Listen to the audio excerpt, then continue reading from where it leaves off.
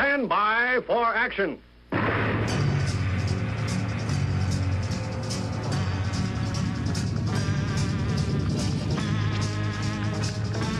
All right. Thanks for listening in. My name's Dave Milner. I am the Unpleasant Blind Guy. Let's get rocking with this week's festivities. All right. First up is going to be a story that a lot of people are giving attention to. This one comes from the Blaze. This is the story I'm reading from anyway. Posted July the 8th from Liz Klimas.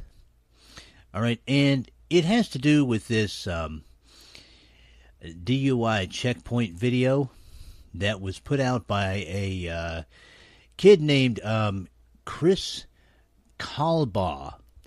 That's how I read the guy's name. And I'm just going to read a little bit on this story, and then I'm going to make some comments on it, all right? Okay. All right. Many municipalities set up checkpoints for law enforcement to cut down on drunk driving over the 4th of July holiday, but one stop in particular is getting national attention.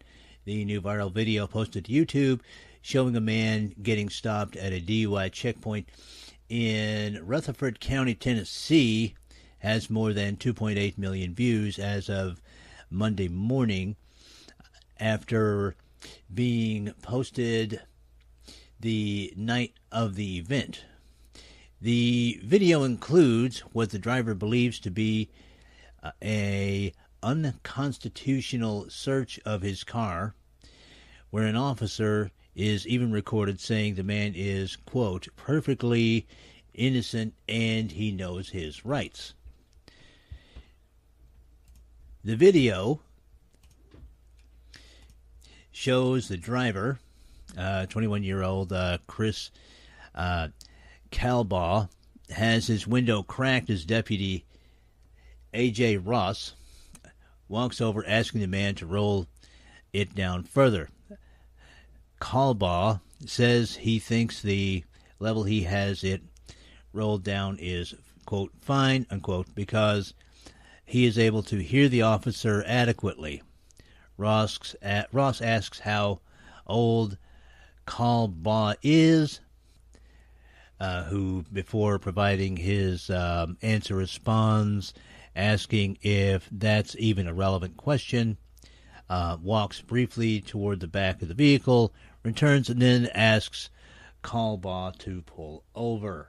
All right, Kalbaugh repeatedly asks if he is being detained, not moving the car, while Ross doesn't answer the question, but tells him to either pull over or step out of the vehicle. Quote, after he keeps using intimidation to get me to do what he wants, all the officers surround my vehicle like I'm a criminal, Kalbaugh wrote in the video. Actually, he didn't. It was a video caption. That's how he did it. Kalbaugh eventually pulls over. He then is asked to unlock his car door. He again asks if he is being detained, with no response from Ross, and takes off his seatbelt. Kalbaugh steps out of the car and out of the camera view. Kalbaugh has inserted text of the conversation that took place with a faint recording of it audible in the video.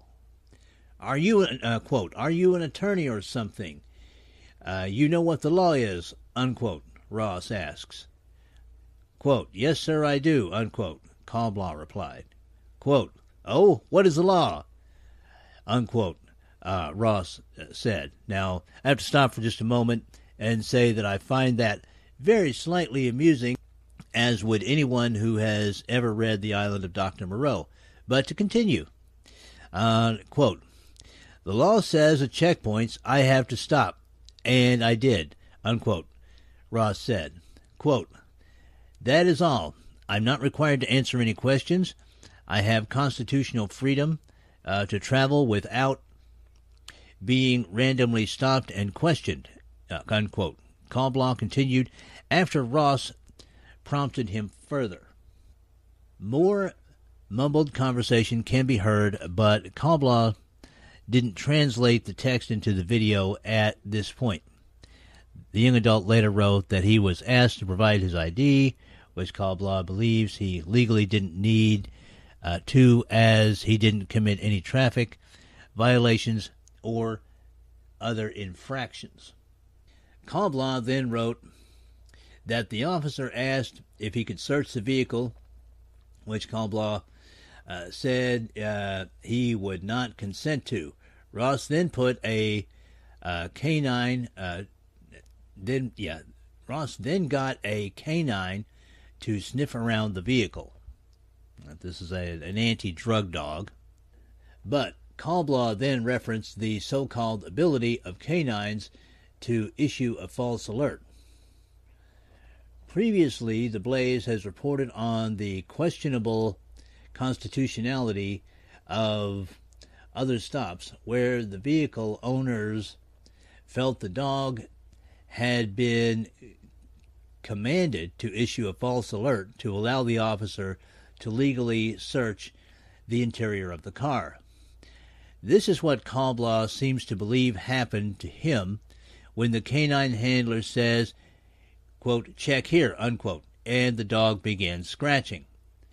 Quote, "That is how police can give themselves permission to search your car without your consent," unquote, Kalblaw wrote. Officers then search his car. While doing so, Deputy Ross is recorded saying, quote, "He's perfectly innocent and he knows his rights. He knows what the Constitution says," unquote. Another officer said, quote, "It wasn't a very good alert," unquote. He then shines his flashlight on the camera, noticing it, and alerts Ross that it is recording. Shuffling can be heard as the search continued, but the picture goes blank. Kalblaw wrote that they found no illegal drugs in their search. Quote, "All this because my window was not lowered enough to his preference. I broke no laws whatsoever on a day that we are supposed to be celebrating freedom and liberty," his video description stated. They have a link here. I'll be sharing this as I share everything that I do on UBG Contact on Twitter to continue with the story. The video began going viral after being uploaded to the website Libertarian Republic and then making its way to the social news site Reddit. The Tennessean has reported the response of a libertarian to the video. Quote, "We've gotten worldwide response for this," said Axel David, communications director for the Libertarian Party of Tennessee. Quote, "I watched the video when he uploaded it and my blood boiled. I think that's why it went viral," unquote. David said the organization is not anti-police and the demonstration was not aired to send a message that, quote, "any abuse of the Constitution will be exposed," unquote, David said. The Tennessean reported Rutherford County Sheriff's Public Information Officer Lisa Marcassoni saying the incident is being reviewed, quote, "to determine if there are any policy or procedure violations," unquote. Update. The Blaze has corrected that neither Axel David nor Kalblaw have said his confrontation with the police officer was planned. David emailed the Blaze saying, too, that Kalblaw had never called it a, quote, "crash the checkpoint party," end quote. The Blaze had reported, based on an article from the Daily News Journal, that David had spoken with Kalblaw about planning the confrontation to, quote, exercise his rights, end quote. In a press release, Kalblaw, who is a member of the Rutherford County Libertarian Party, said, quote, I broke no laws, and I made sure to be respectful the entire time while still exercising my constitutional freedom, end quote. Quote, I wanted to show that I was not impaired and to get to the confrontation over with. When I got out, he demanded my ID, even though I didn't break the law or any laws or traffic violations. They also said they were going to search my vehicle because the drug dog, quote, hit, unquote, on the vehicle. I don't do any drugs, and I have never had any illegal substances in my car. When the officer said the drug dog hit on my car, I became furious because I knew that was impossible. All of this happened because I did not want to lower my window all the way, which was completely legal, unquote. Kalblaw also included in the press release that he didn't intend the video to be disrespectful of law enforcement. So there we go. That's the story. And there has been a lot of discussion about it. Now, here's my take. These checkpoints are not, in my opinion, sobriety checkpoints. They are, in my opinion, official harassment checkpoints. Now, I understand some people may think that's a bit of an extreme view, but I've held this view since the 1980s.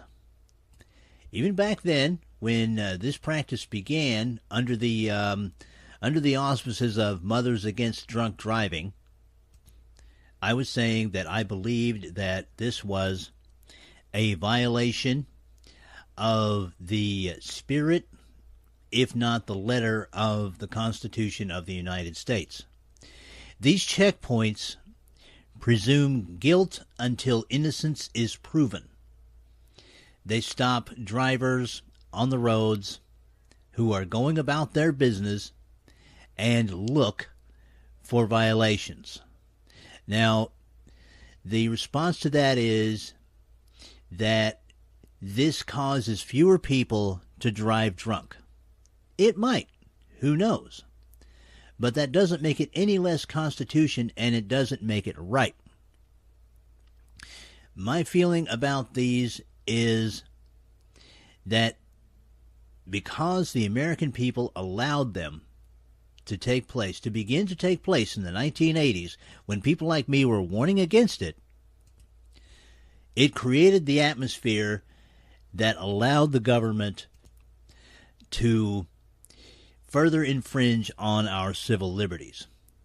And in my opinion, if you want to trace back where all of the issues that we're having now with the government, a lot of the scandals we're having with the Obama administration, a lot of problems people had with the Bush administration, a lot of the problems where government oversteps itself and violates our civil liberties, it can be traced back to the beginning of these, in my opinion, unlawful stoppages, searches, and seizures.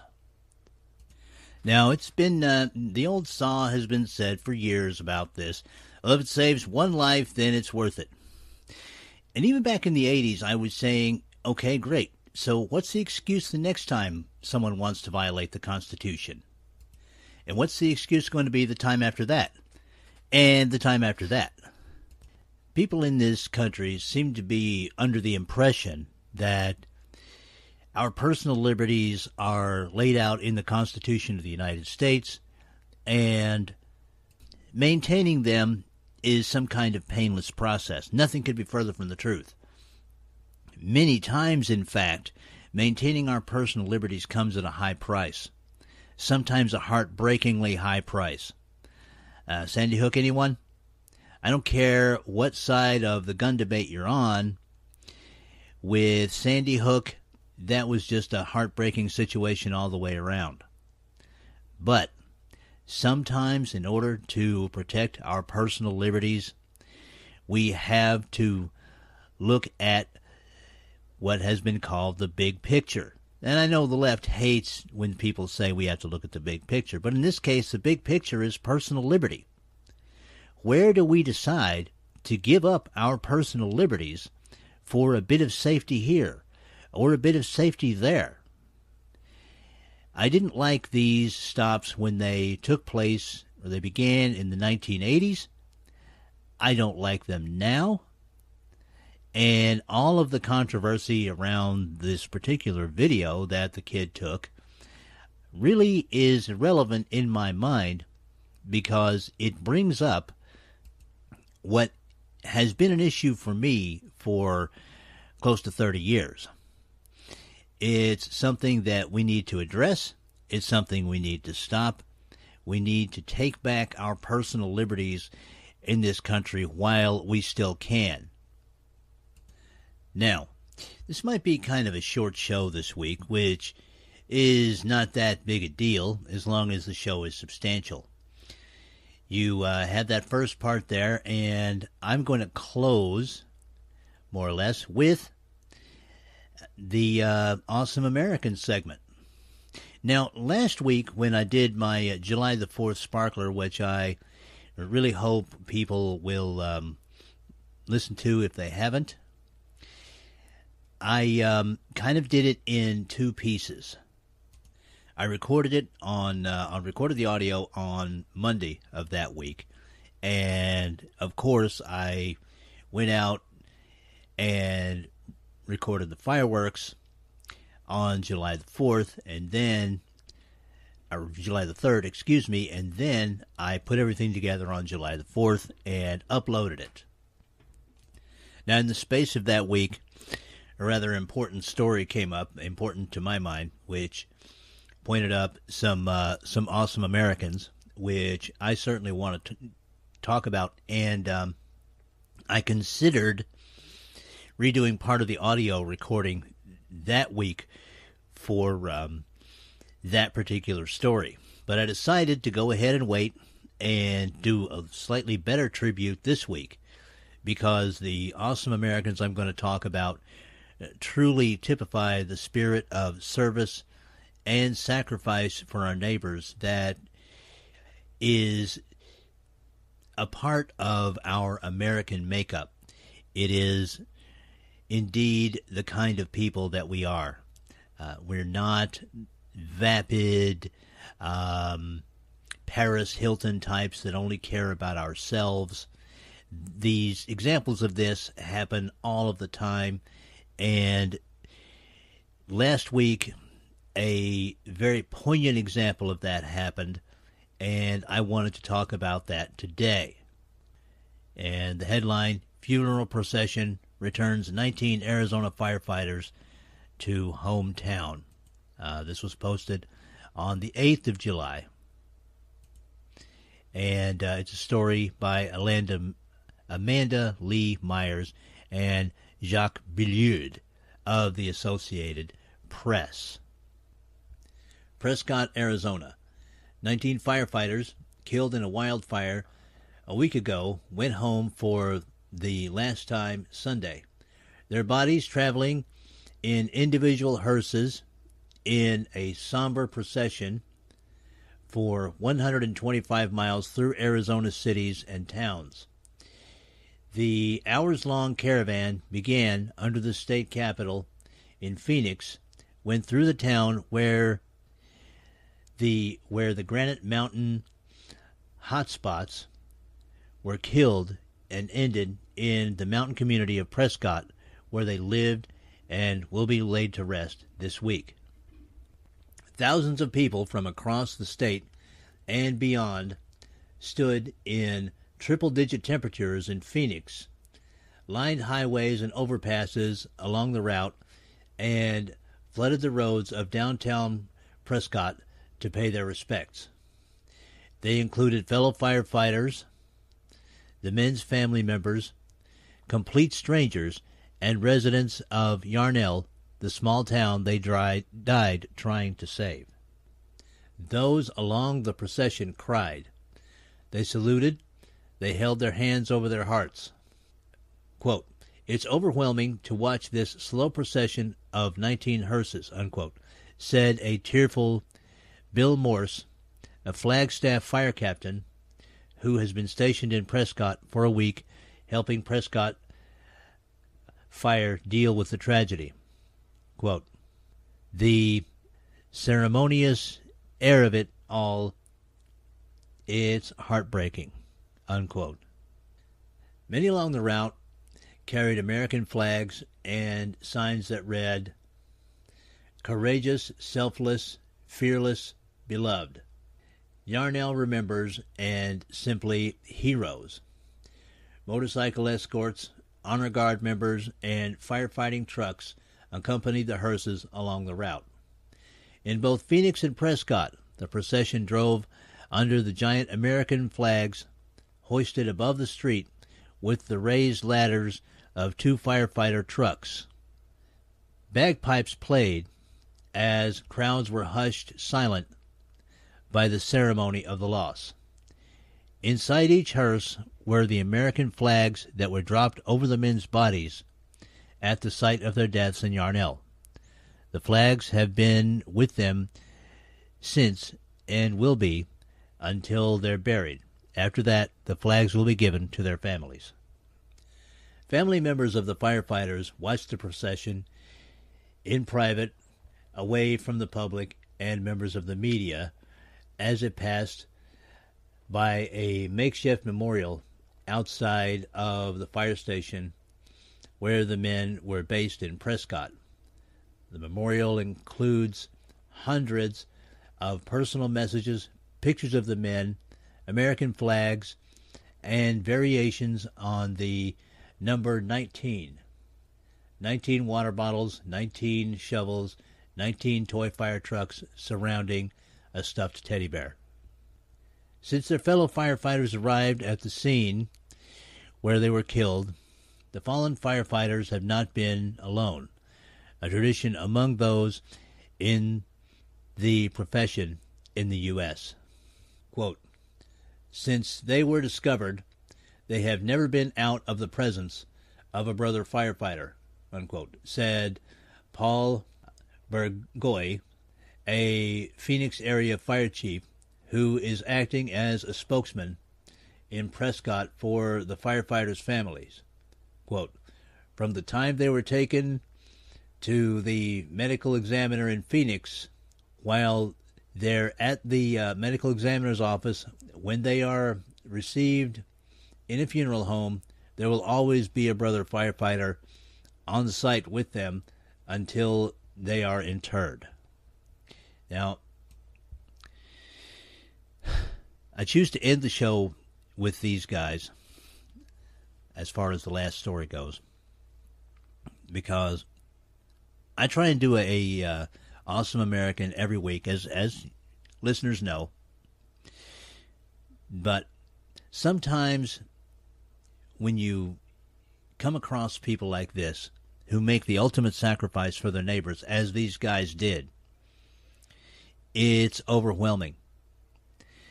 I am very glad that the people of Arizona and beyond gave these brave young men the kind of send-off that they deserved. Now, a lot of these guys were in their 20s, and I really find that significant.